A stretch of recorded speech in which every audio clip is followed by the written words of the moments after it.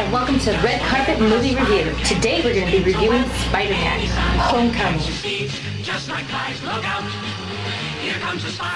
Ladies and gentlemen, live from Hollywood, California, welcome to the Red Carpet Review, starring the Showstopper, Shawn Valentino, also starring Rich Twilling.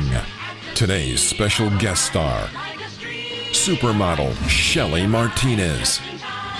Today we review Spider-Man: Homecoming, live from the red carpet. Hey everybody, this is Shawn Valentino, your host on the Red Carpet Movie Review. My broadcast partner Rich Twilling is on assignment overseas, so today I'm crawling solo. And speaking of crawling, today we're going to be reviewing Spider-Man: Homecoming. And I've been a big fan of the Spider-Man series ever since the original film starring Tobey Maguire. I thought Spider-Man 1 and 2 were two of the best superhero movies of all time. Spider-Man 3 kind of lost its way. There were too many characters, which is a problem that's plagued most superhero movies in recent years. But unlike most people, I actually enjoyed the reboot of the Spider-Man series starring Andrew Garfield. So I was excited that there was going to be a new Spider-Man movie coming, but I was also a little bit worried because I didn't really like Tom Holland as Spider-Man in the recent Avengers movie. I found him a little bit annoying. I found his voice to be extremely annoying. I thought it sounded like a little bit of a cross between Tobey Maguire and Michael Jackson, which is not a good thing. But I'm happy to say that Spider-Man: Homecoming is a very good film. Now this movie once again stars Tom Holland as Spider-Man and is directed by Jon Watts. And this film follows the story of Peter Parker after he returns home from his adventures with the Avengers. And the story revolves around him trying to balance his superpowers with his life as an everyday high school teenager. And I think that's what's really great about it. It's someone that pretty much everybody can relate to because he is a very ordinary person. He has everyday problems that most people do when they are teenagers, and he's trying to balance that off with his superpowers, which gives them superhuman abilities. And like that great line says, with great powers comes great responsibilities. So this movie is all about him balancing his powers with his responsibilities as a high school student and a teenager. And we're not getting an origin story here, which I'm very happy about because we've already seen two origin stories of Spider-Man and Peter Parker in recent years, so we didn't need another complete reboot. But I really did enjoy how the movie focused on him as a regular student in high school, getting picked on. The Peter Parker character has always been kind of a nerd, so I think that's why he's been so popular amongst fans, is because so many people can relate to him, that getting picked on, the troubles of adolescence, and problems that people of all ages can really relate to, struggling to find your place in the world. And that's what this movie is really all about. So the Spider-Man story is really a microcosm of society because it's all about Peter Parker struggling to use his gifts to best make his mark on the world. Of course, the only difference is his gifts make him a superhero.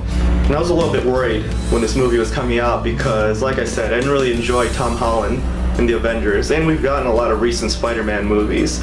And for the first half hour, my worries were confirmed. I found Holland to be extremely annoying as Peter Parker because I really couldn't stand that scratchy voice. And he's supposed to be 15 years old in this, but he sounds like he's about 8 years old. Additionally, his friend Ned, which was also a key character in this film, I really didn't like. I found most of the other high school students to be very annoying. They changed a lot of things from the original comic book, which is fine, but I thought it was a little bit too far from the origin story. And one thing I didn't like, and I might get some heat for this, but I thought the film tried to struggle a little bit too much to be politically correct. There's a scene on a school bus. You think there's a United Nations of students there. It just seems like it's very unrealistic, and it just came across as very patronizing and contrived to me, so I really didn't like that part. But thankfully, after that first half hour, this film really picked up, and it turned out to be a very exciting action-adventure superhero film. Some of the scenes in this movie are just amazing. There's one action scene at the Washington Monument, which is just spectacular. And again, this movie is all about Peter Parker trying to discover how to make his mark in the world as an ordinary student and with his superpowers. And he realizes that he really needs to use his superpowers because a supervillain emerges. And these superhero movies are only as good as their supervillains, and thankfully we have an excellent supervillain here, played by Michael Keaton as the Vulture. And the Vulture is really, I think, the heart of this movie. He is an absolutely commanding screen presence. Keaton knocks this one out of the park. And what I like about the Vulture character and Keaton's portrayal of him is that he's a villain, but he also has his own set of morals. And I think the best villains are the ones that try to justify their actions, and in their mind, they're doing the right thing. And his performance is absolutely excellent, and there's one particular scene I really want you to pay attention to, and again, this one involves no action. It's Michael Keaton's character and Peter Parker in a car, and the intensity of the sequence is just absolutely riveting. I was on the edge of my seat, and this again shows that these superhero movies and action movies in general don't need to be all action. Sometimes the best moments in these movies are the character moments. And what makes these movies great is when they decide to slow down and they decide to tell more of the story of the actual characters. That way when it comes to the action sequences, you really care much more, and it makes those sequences that much more exciting. That was true of the Christopher Nolan Batman movies, that was true of the original Superman films, and that was also true of the original Spider-Man movies with Tobey Maguire. They took a long time in building the story and the characters, and I hope that Marvel and DC really learn from those movies and take time to build on the characters. They did that with the Wonder Woman movie, and that's what made that movie so great. I'm not saying Spider-Man Homecoming is as good as Wonder Woman, but it is a very good film, and it's because they took the time to build these characters. And another relationship I really enjoyed in this movie was that between Tony Stark and Peter Parker.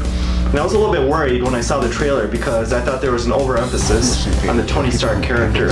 And I didn't want this to devolve into just another Avengers movie. I didn't really like the last Avengers movie, and I haven't enjoyed the last two Iron Man movies. So I didn't want to see too much Iron Man in a Spider-Man movie. But thankfully they have just the right amount of scenes together. I really enjoyed the dynamic between Tony Stark and Peter Parker. Stark here plays a bit of a mentor figure, and I think the scenes between them are some of the best scenes in the movie. They are very funny, and they also add a touch of gravitas to the movie. And I think Tony Stark in this picture kind of plays the role that Uncle Ben did in the original Spider-Man series, and that dynamic works out really well. And in the later action sequences, it really adds a lot of power and punch to the overall movie, so they did a great job with that. A couple other things I liked about this movie. I really liked the character of Liz, who plays Peter Parker's girlfriend in this movie. She's absolutely lovely.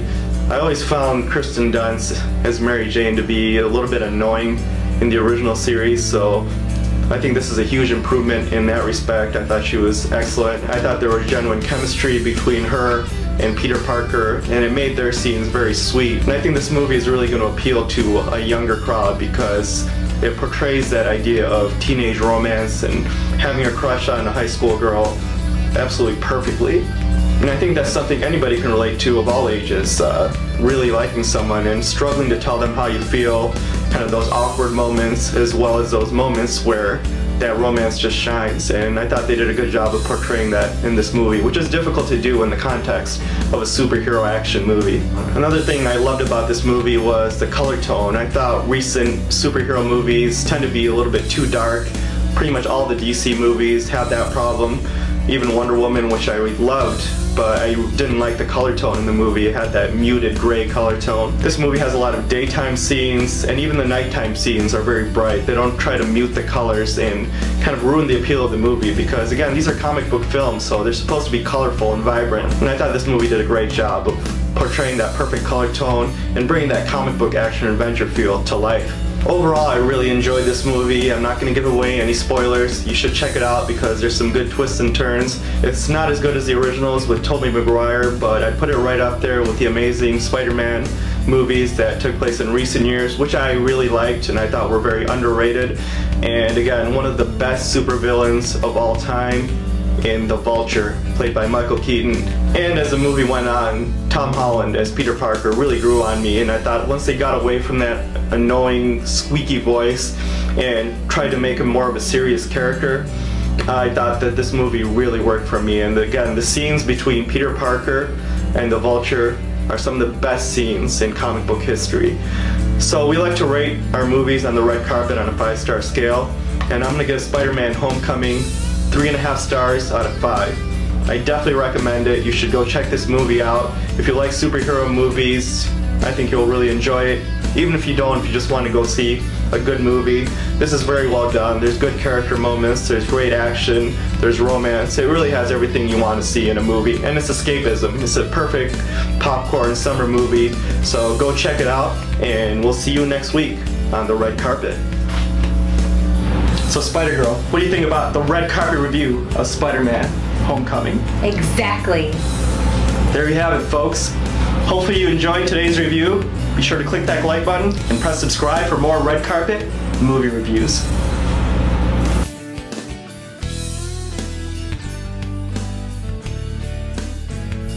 Thank you for watching the Red Carpet Review.